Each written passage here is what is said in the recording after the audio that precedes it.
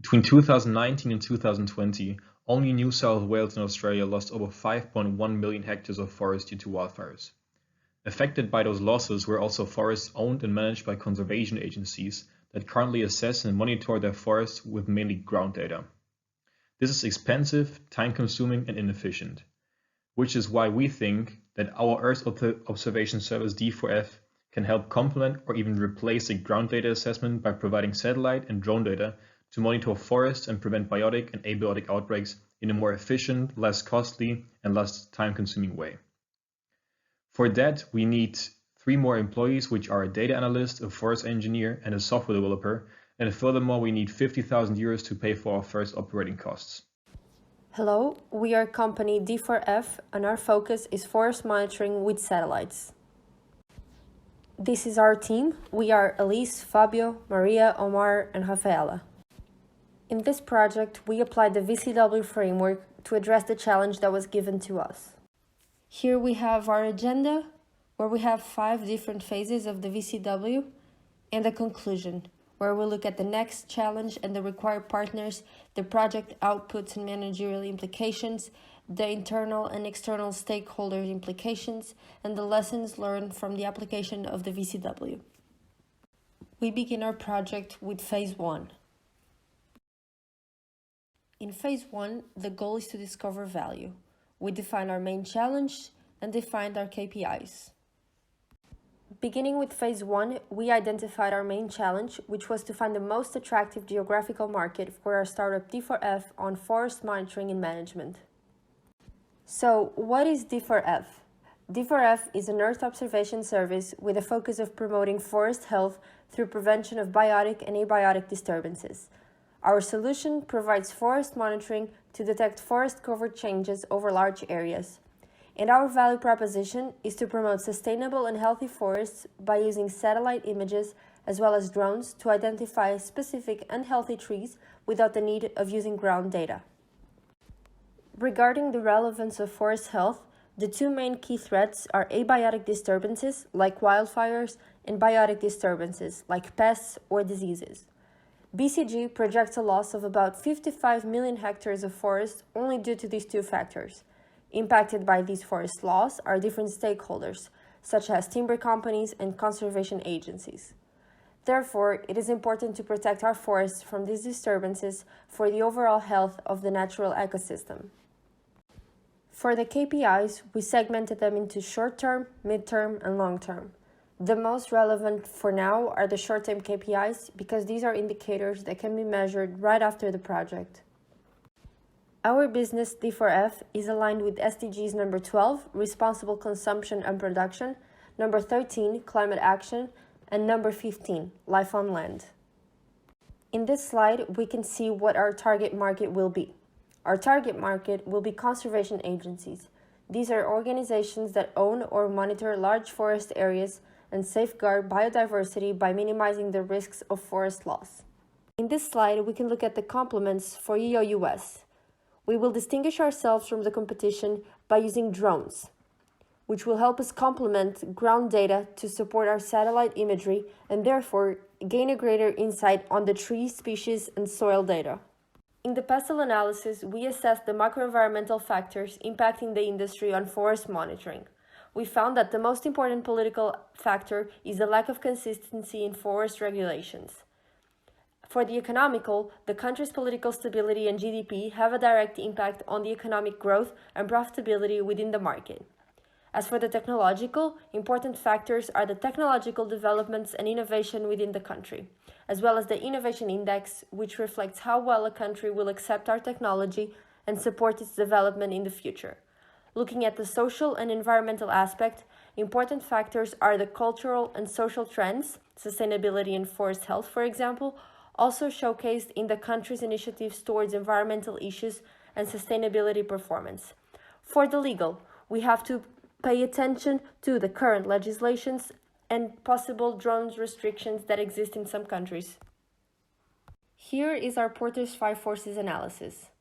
Beginning with the bargaining power of suppliers, as the nature of satellites emphasizes a few dominant suppliers, it is very likely that they have a great bargaining power.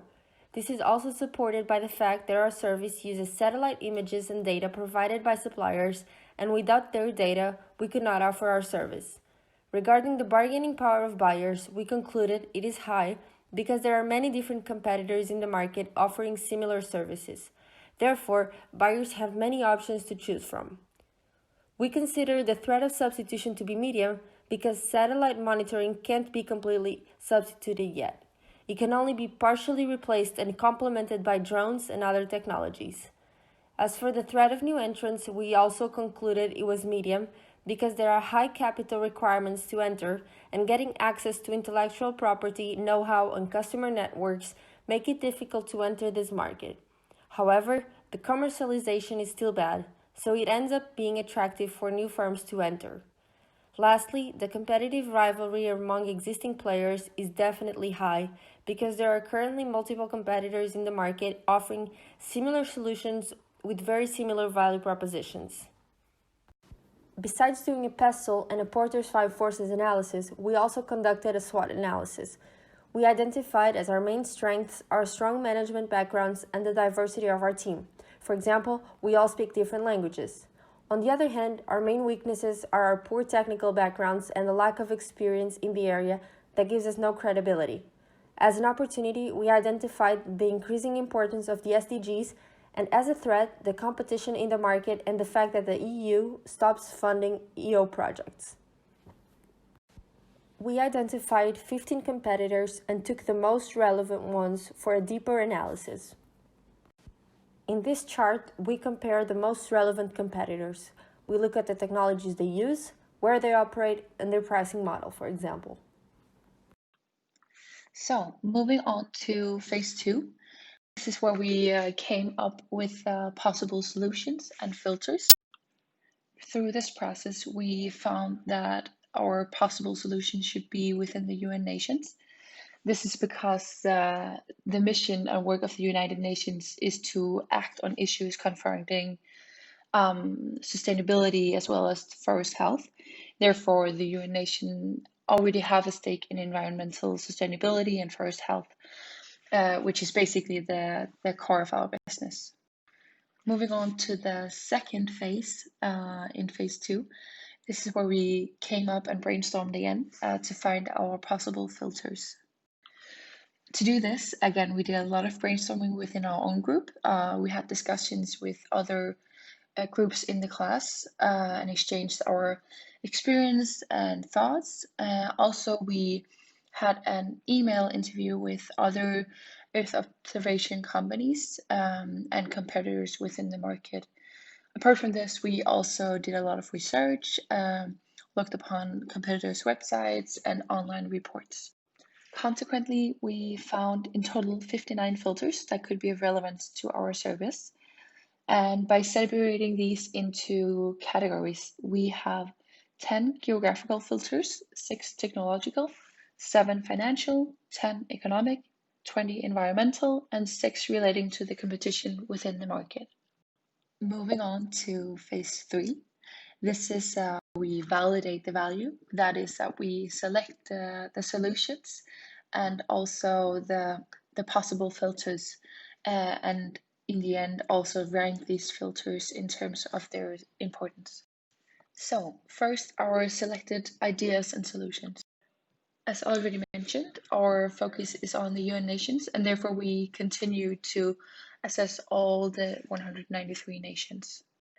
Next step is to select our final filters and criteria. To do this, we did the poker method together with our stakeholders. And this method is a way of killing all the filters that are not relevant enough, to question and look into the filters that needs to be reviewed, to multiply the filters that we want to expand and work a bit more on, or keep the filters that are actually relevant for our service. So as you can see, we killed a large amount of either because they weren't relevant enough for our service or that we couldn't find sufficient information to actually do analysis based on the filter. So consequently, we ended up with 11 final filters We reviewed 14 and we killed 46 filters. As for the ranking, we did this again with our stakeholders to ensure that we had the right ranking and the right importance of all the filters. Consequently, we ended up with 9 filters that were of great importance, and then we had 2 more filters which were more nice to have than need to have.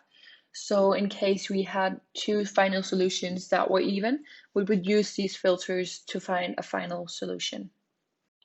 For the ranking of our filters, we chose size of forest as the most important one. This is because our goal is to preserve forests and protect them against wildfires and biotic diseases. Hence, it's very important for us to actually go to a market that has a large area of forest that needs protection. Second is the forest cover loss, which again implies a great demand for a service, and it implies that the country has had a great problem with biotic diseases throughout the years. The third one is doing business indicator, which basically implies that it's possible to do business and it's easy for us to go into this market and start up our business. Number 4 is countries where drones are legal, as this is a part of our value proposition. 5th, drought risk. 6, SDG performance score. 7, environmental performance index. 8, global innovation index. And 9, political stability. For the local filters, we chose to have forest cover area again as number 1. The second one, forest area burned, again working as a proxy for all biotic and abiotic diseases. And number 3, gross state product, again an indication or proxy for the economic and political stability. We will touch upon these local filters again in phase 4. Now moving on to phase 4 in the VCW. Now that we are in phase 4A, we're going to apply our ranked filters to the value creation funnel in order to find the most promising geographical market. After applying the already mentioned 9 filters, we came up with Australia as our most promising country. What is interesting is that till the end, Australia and Mexico were at the same stage, and only the last filter, political stability, erased Mexico and showcase that Australia is the most promising market. Now, after Australia was our final solution in the first value creation funnel, we applied a second value creation funnel in order to find the most suitable state in Australia and to further detail our perfect or most optimal geographical market. So for that, we had 3 more local filters, which are namely forest cover area, forest area burned, and gross state product.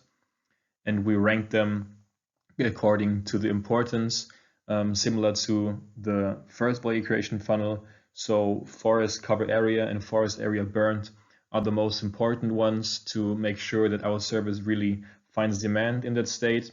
And gross state product was implemented to get a third filter to show if a state is really economically profitable and has the power and infrastructure to help us with our service. Now, when looking at the first filter, which is forest cover area, we can see that Queensland is actually the state with the highest forest cover area. That means over 50 million hectares of forest only in Queensland. After that, we have Northern Territory, which is covered by over 23 million hectares, then followed by Western Australia and New South Wales with similar amount of forest cover area. What needs to be mentioned is that South Australia, Victoria and Tasmania don't have that much forests, which is why we didn't consider them extensively in the first filter. However, when looking at the second filter, the forest area affected by fires, a different picture can be seen. that shows that New South Wales actually has by far the highest forest area lost due to wildfires, over 5.1 million hectares. And after that, there's only Victoria and Western Australia with millions of hectares lost. And in compared to that, Queensland, which before we saw has the largest forest cover area, only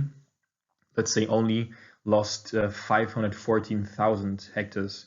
So when looking now at this graph and this land map, we can see that New South Wales actually is affected the most by fires.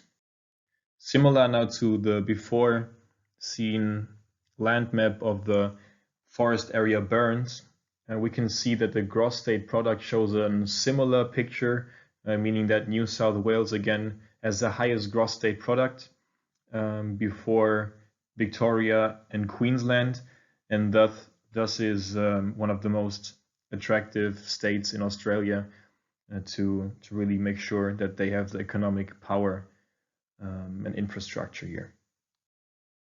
Consequently, we then ran the second value creation funnel on the local level, and as already seen before, New South Wales was the most promising state, especially the second filter clearly indicated that New South Wales has the biggest need of our service.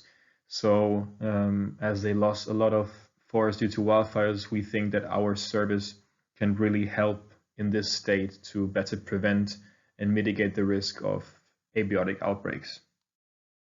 After concluding phase 4A, the value creation funnel phase, we arrived now at phase 4B, which is the concept and prototype, and focuses more on the conceptualization of our service. The first thing we did in order to create a prototype, a concept, and position ourselves, we analyzed the potential customers, the largest 5 conservation agencies in New South Wales, and defined some main traits which we can find mainly on their websites, as unfortunately they didn't reply to our emails. But there are a few main traits that are really important, which are basically that they are non-profit organizations, so they are mainly funded by governmental subsidies or by donations, so they really depend on external support. Also, what is important is that their employees are typically scientists, administration staff, field staff, park rangers, so they usually employ people with non-technical backgrounds. And what is then one of the most important traits that really showed us that there is a need of our service is that they mainly use ground data for their forest health assessment. So they use their field staff in order to go out in the forests and make sure and to monitor their forests with very time-consuming ground data, and also because they really need a lot of field staff out there, which is very costly. So that is the main trait that showed us that our service with Earth observation and the drone data could really improve their forest health monitoring. To name a potential customer, and the one in our eyes that has the biggest potential and is the most promising, is National Parks and Wildlife Service of New South Wales. They currently manage over 9% of New South Wales land area, which is 7 million hectares. They have their own fire management system strategy in close collaboration with fire departments. So they don't yet use Earth observation nor drone data, as most of the conservation agencies that we already talked about, they use ground data to assess their forest health, which is why we think we can help them be more efficient and cover larger areas in a less time-consuming way. And as they are part of the governmental department, our idea is that they maybe can help us, if we do a good job, if we succeed with them, to recommend us to keep growing to other conservation agencies that are also part of the government, and maybe also expand in Australia, as we think that the government is also very well connected.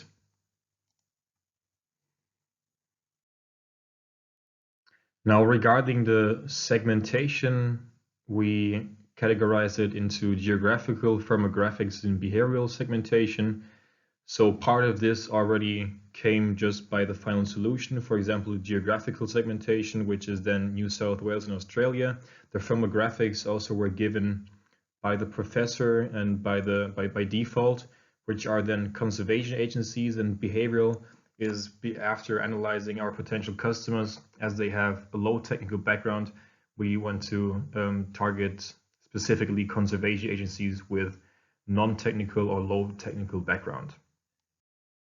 Now, when looking at the positioning of our startup, the question arises how we can differ from competitors. So one thing that we already mentioned before is that we use drones in addition and into complement of the Earth observation service with satellites. So that is a premium option that enables the customers to monitor also smaller areas, get more details, and not only cover the large area. And that's also very important for the conservation agencies, as they also assess like specific trees, and that's one thing we can do with drones and that we can't do with satellite imagery yet. The other point is definitely simplicity. That means we can use our managerial and non-technical background to get more intuitive insights into the forest health of the conservation agencies, as we think that we are better than our competitors, as they, like we also mentioned before, are more technical and don't have this approach to the commercialization of their product. So that's where we think that we can get a better, easier to understand findings and data for our customers.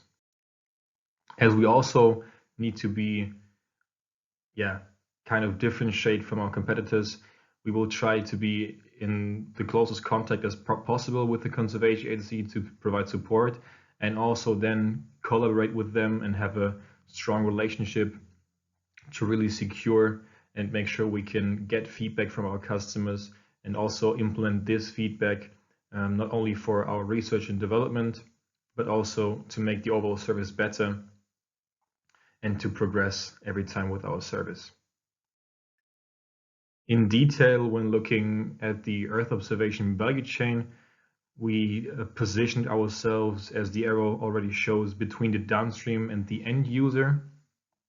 So we are basically a downstream company, but we really want to emphasize that we are closer to the end user, as we think we are not that technical as the current downstream players. So we can really make use of our managerial and non-technical perspectives, which is why we positioned between downstream and the end users, closer to the end user than the current downstream companies. Now, after having taken a look at the positioning, what is the overall aim of the process? So in the first phase, we collect and get the data from the midstream companies that we previously saw are right in front of the downstream companies. That data is then processed by us through machine learning algorithms, and then needs to be translated into information and key action points, recommendations, and insights. And then there is the value-added service that we provide, is that we use the drones for more detailed insights. So we combine the information from the midstream, from the Earth observation and satellite imagery with our drone imagery, and then we deliver that information as a combination to the conservation agencies.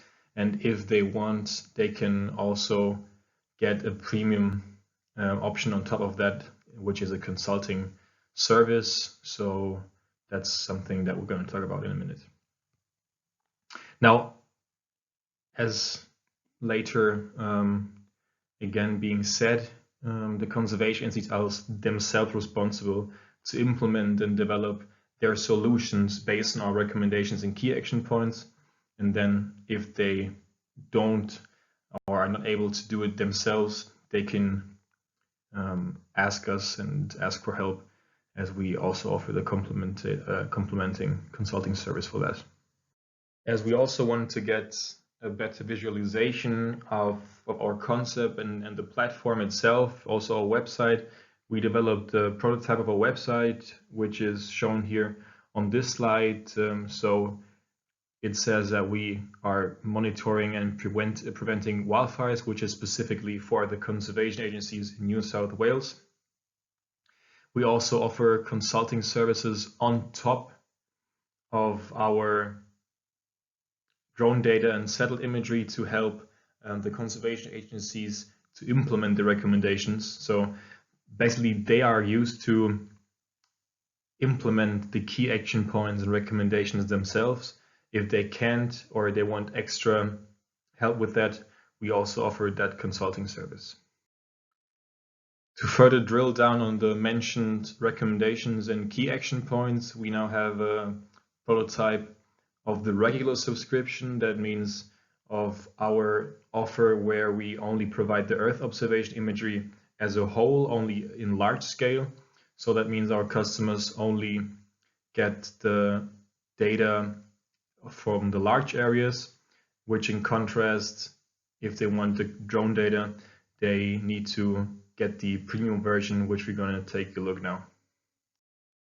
Now the premium version also provides key action points for our customers, recommendations and reports on our analysis of the forest. But, and that's the biggest difference to the regular subscription, is that we can provide with the drone imagery also insights into unhealthy trees. So we can localize unhealthy trees specifically, which is important for the conservation agencies. And we can also provide technical data and statistics in a more detailed way as the customer wishes. So not only large scale, but only for smaller areas.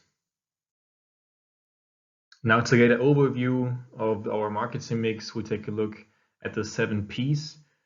I think product was also already largely discussed. So just to summarize, we provide a forest health monitoring service, which is complemented by the drones to also get more detailed insights and identify specific trees.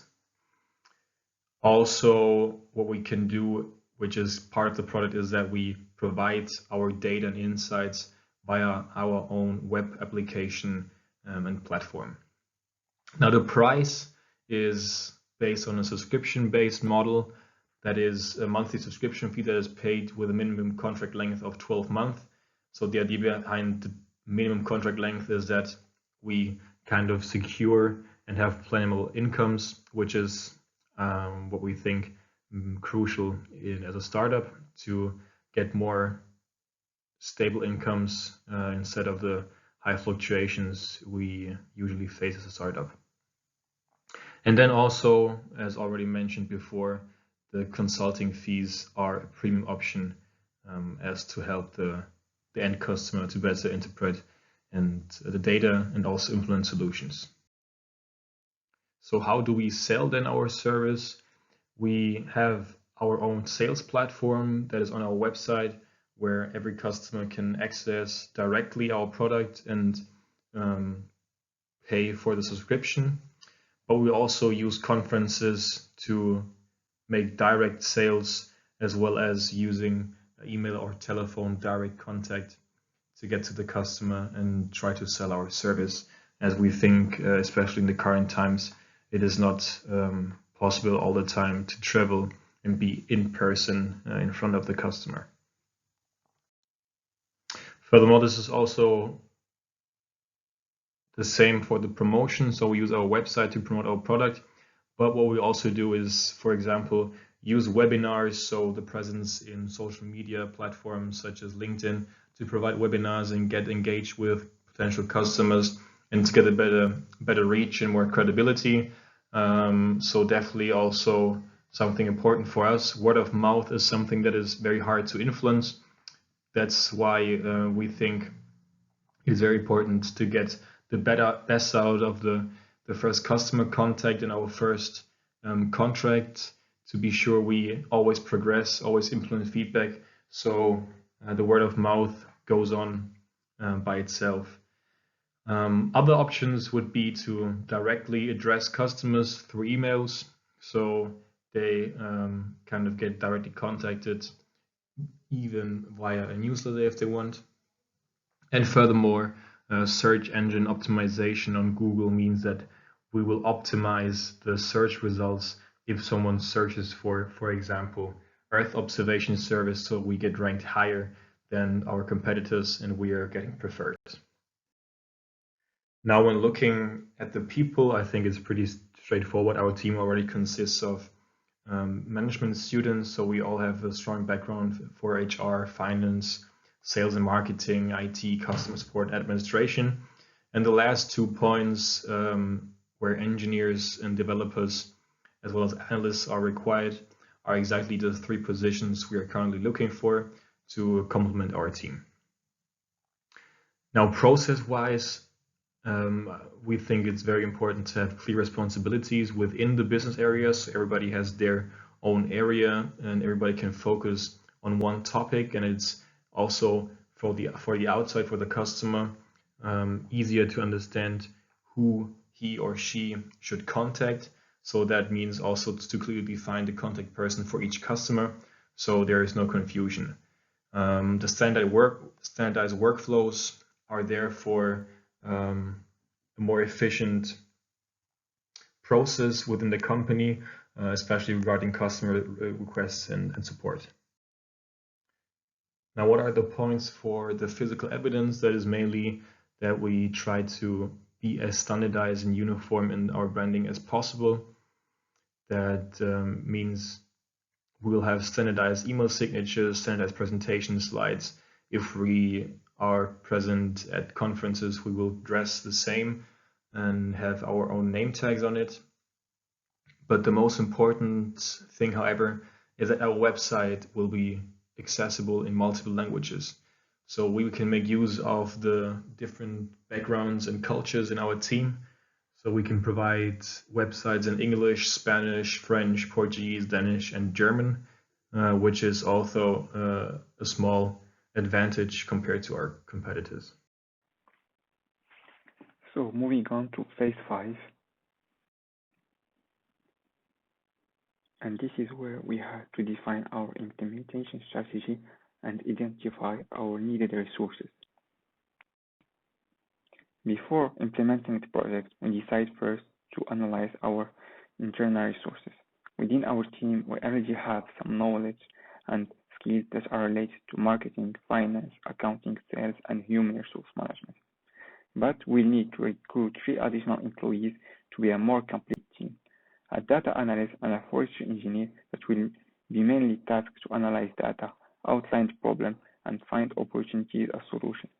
They will also help customers in implementing solutions if needed.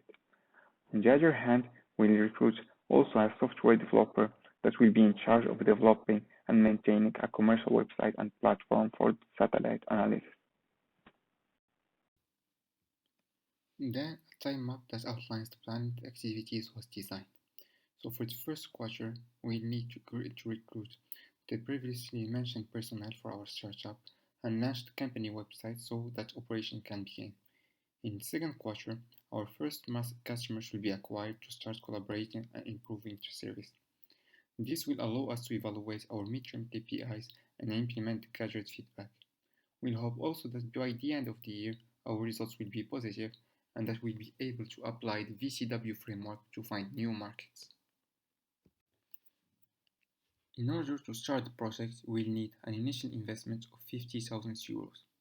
That will be financed mainly by loans, personal investment, and institutional fundings. This investment will be used to cover our first upfront costs and operating costs of the first quarter. So, it will be necessary, in addition to our revenues from our first contracts, to have an additional fundings to cover the rest of the costs for the rest of the years.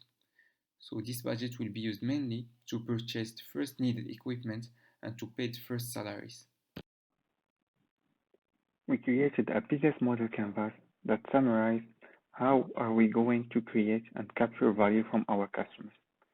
This helped us as a team to define and link our value proposition as well as our selling strategy to the profile of customers that we analyzed and set before. As mentioned before, conservation agencies in New South Wales currently assess their forest health by ground data. So our added value would be to combine large-scale and detailed forest monitoring with satellite imagery and drones. The data captured will be translated into an intuitive and non-technical interpretation so that customers will not find any difficulties to understand it. To sell our service, we'll contact customers directly via email or phone to present our solution. Moreover, we are aiming to establish a long-term relationship with our customers. Value will be co-created with the client by constantly contacting and implementing their feedback in a collaborative approach. The next step then will be to reach new customers. To do so, we'll increase our presence in social media and at environmental conferences. Furthermore, webinars will be used to increase our brand awareness and to attract new customers from new geographical markets. When it comes to our revenue model, we opted for a freemium subscription-based model that will ensure a plannable and sustainable revenues. In other words, it means that we'll have a free version that offers recommendations and key action points based only on satellite data, while the premium version offers more detailed insights gathered from the drone data. Additionally, if demanded, a consulting services that will help our clients developing and implementing the needed solution will be provided, but for an additional fee. To reach our objective, we are planning to partner with different players. First, DI Drone, which is a drone manufacturer, and also some European institutes, and finally the Copernicus Conservation Agency. For the KPIs evaluation, at this point of time, we can only evaluate our short-term KPIs that were mainly project team and process related. So what we did is with our team, we decided on the approach that we should use to evaluate each KPI. Then we assessed if the result was positive or not. For example, for the involvement of stakeholders, we assessed if we were able to contact and work with different stakeholders, which was the case as we were able to collaborate with team workers and Earth observation specialists, other groups from our class, and our supervisors. So for the final part of this presentation is our conclusion. So we just briefly want to touch upon the key points we've learned throughout this process and also what is coming next for our project. First, we want to look a bit forward to our next challenges and required partners. So first of all, getting started implies that we need to acquire customers. So we need to contact conservation agencies in New South Wales. Also, we want to implement and integrate the customer feedback we get to improve our service, and also implement and integrate data knowledge to improve future recommendations. So we want to keep improving our service to make even better recommendations and action points for our customers. And at last, we want to expand to other states within both Australia, but maybe also other countries. So to do this, we need midstream Earth observation companies.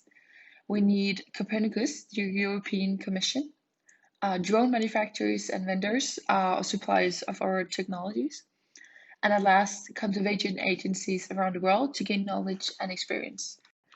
So moving on to the outputs of this project, we found the optimal market for our service on satellite monitoring.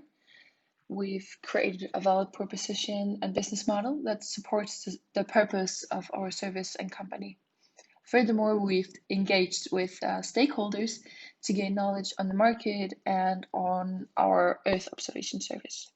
And at last, we've also made a clear definition of future action points and what we need to start our business. But as with any other project, there's always implications. For example, due to the nature of our nationalities, we obviously have limited knowledge on the Australian business market. And this also implies that we have limited access to relevant stakeholders or contacts in New South Wales. A third implication is also the fact that the Australian borders are currently closed due to COVID-19, which makes it even harder to interact with customers physically and get an understanding of the environment we're going to work in. Working with the value equation wheel, we've learned some lessons throughout this process. First of all, we've realized how important it is to include and involve stakeholders with the process. First of all, because it's important to have diversity and innovation within the team to bring up different ideas and thoughts on the project, and also have a devil's advocate to kill the ideas that are not good. Furthermore, we've realized how important it is to have a flexible framework where we can go back and rework the previous phases and constantly implement the feedback and improvement we have. Also, the filters and funnels have enabled us to give us like a structured method to evaluate our solutions and find the most optimal solution or market for our company. At last, we've realized how important it is to have a great prototype design. This is important because it simulates the real product and the feasibility of the service and thereby provides a better indication of our final service. So this was the end of our presentation for today. We hope you liked it and we invite you to contact us if you have any further questions. Apart from that, we just want to say thank you so much for listening and have a good day.